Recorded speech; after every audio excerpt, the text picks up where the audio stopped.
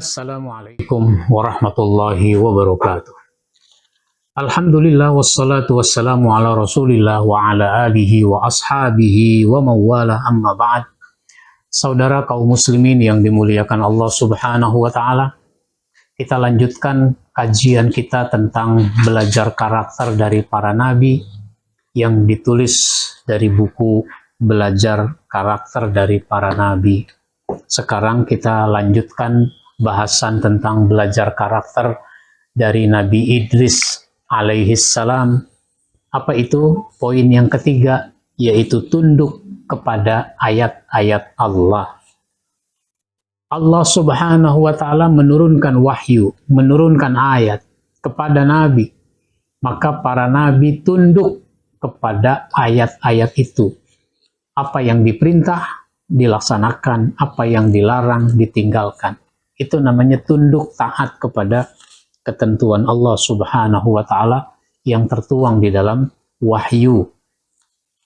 Di dalam surat Maryam ayat 58 digambarkan ulaikal ladzina an'amallahu alaihim minan nabiyyin min zurriyyati Adam wa mimman hamalna ma'a Nuhin wa min zurriyyati Ibrahim wa Israil wa mimman hadaina wajtabaina iza tutla alaihim ayatur rahmani kharru sujjadaw wa bukiya. Mereka itu adalah orang-orang yang telah diberi nikmat oleh Allah, yaitu para nabi dari keturunan Adam. Kita tahu tadi bahwa Nabi Idris ini adalah keturunan Nabi Adam, generasi yang ke-6. Dan dari orang-orang yang kami angkat bersama Nuh. Nanti ada lagi Nabi Nuh. Yang Nabi Nuh itu kita tahu pada masanya terjadi musibah besar berupa banjir. Lalu umatnya diajak oleh Nabi Nuh untuk naik ke kapal. Dan dari keturunan Ibrahim dan Israel, dan dari orang-orang yang telah kami beri petunjuk dan telah kami pilih. Apabila dibacakan ayat-ayat Allah yang maha pemurah kepada mereka, mereka menyungkur dengan sujud dan menangis. Maka pelajaran yang kita ambil dari sini adalah bahwa Nabi Idris alaihi salam termasuk orang yang tunduk kepada ayat-ayat Allah. Maka ini pun harus kita ambil keteladanan ini. Kita menjadi orang-orang yang tunduk, patuh, taat kepada ayat-ayat Allah. Sehingga di dalam surat An-Nur, surat 24 ayat 51 itu disebutkan innama kana qaulal mu'minina iza du'u ilallahi wa rasulihi liyahkuma bainahum ayyakulu sami'na wa ata'na wa ulaika humul muflihun. Sesungguhnya jawaban orang-orang mukmin apabila diseru, apabila dipanggil kepada Allah dan Rasulnya agar Rasul menghukum atau mengadili di antara mereka, apa yang diucapkan?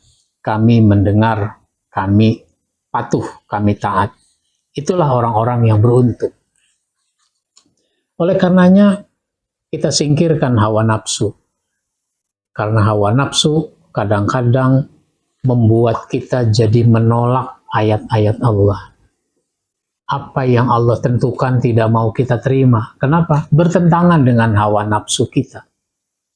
Tapi kalau orang beriman nggak begitu. Sami'na wa ata'na. Kami dengar dan kami taati. Kita bisa belajar dari para sahabat. Meskipun mereka masih suka meminum minuman keras. Tapi dengan proses yang Allah lakukan agar mereka meninggalkan minuman keras, maka mereka pada akhirnya betul-betul meninggalkan minuman keras itu. Kita tahu dulu ada yang bertanya kepada Nabi tentang khamr dan judi.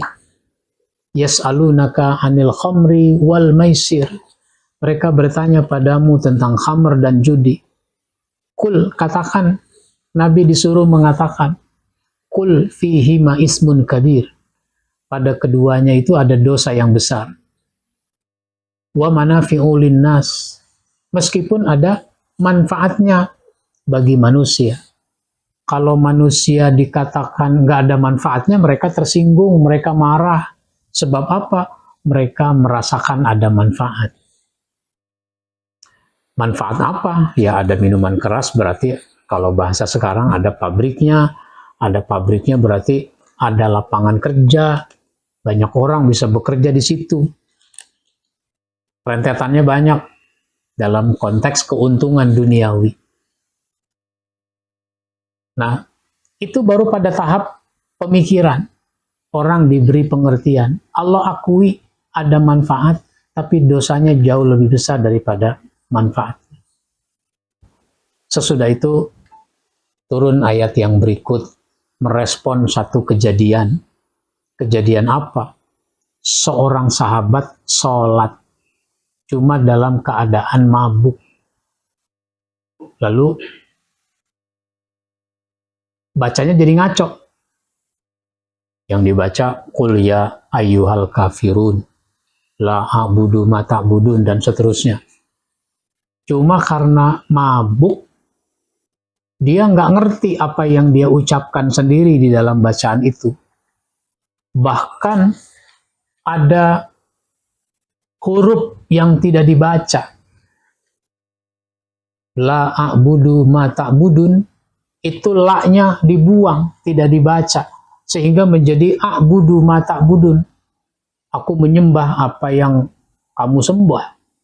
Ya, mestinya tidak menyembah apa yang kamu sembah, jadi menyembah apa yang aku sembah. Yang kamu sembah. Begitu juga kamu menyembah apa yang aku sembah. Ini sesuatu yang tidak benar. Sehingga dengan turunnya ayat ini, para sahabat menjadi orang-orang yang mengurangi frekuensi meminum minuman keras. Minuman keras itu kalau orang sudah meminumnya, jalan sempoyongan, ngomongnya ngaco, itu kira-kira perlu berapa jam supaya kembali lagi ke normal? Berapa jam kira-kira? Ada yang punya pengalaman? Ya, tergantung berapa botol, tergantung mereknya apa lagi. Katakanlah, orang yang mabuk, jalan sempoyongan, ngomongnya ngaco, karena meminum minuman keras, itu untuk balik lagi ke normal, itu kira-kira butuh 3 jam misalnya. Butuh 3 jam. Itu artinya apa? Dari jam 9 pagi, orang sudah tidak minum. Kenapa? 3 jam lagi zuhur. Setelah zuhur, orang pun tidak minum. Kenapa? 3 jam lagi juga asar. Setelah asar tidak minum. Karena 3 jam, 2,5 jam lagi juga maghrib. Setelah maghrib juga tidak minum. Karena 1 jam lagi juga isya. Sesudah isya baru minum. Kenapa? Sholat subuhnya masih lama. Itu apa artinya? Frekuensinya jauh berkurang dengan turunnya ayat ini. Ya ayyuhalladzina amanu la taqrabus sholata wa antum sukara hatta ta'lamu ma taqulun. Hai orang yang beriman, jangan kamu mendekati sholat kalau kamu dalam keadaan mabuk sampai kamu ngerti apa yang kamu bacakan, yang kamu katakan. Nah, dengan frekuensi yang kurang, baru diturunkan ayat 90 dari surat Al-Maidah. Ya ayyuhalladzina amanu innamal khamru wal maisiru wal ansabu wal azlamu rijsum min amali syaitan fajtanibuhu la'allakum tuflihun. Hai orang yang beriman, sesungguhnya khamr, minuman keras, judi, mengundi nasib dengan anak panah, berhala, itu semua adalah perbuatan syaitan. Jauhi supaya kamu beruntung.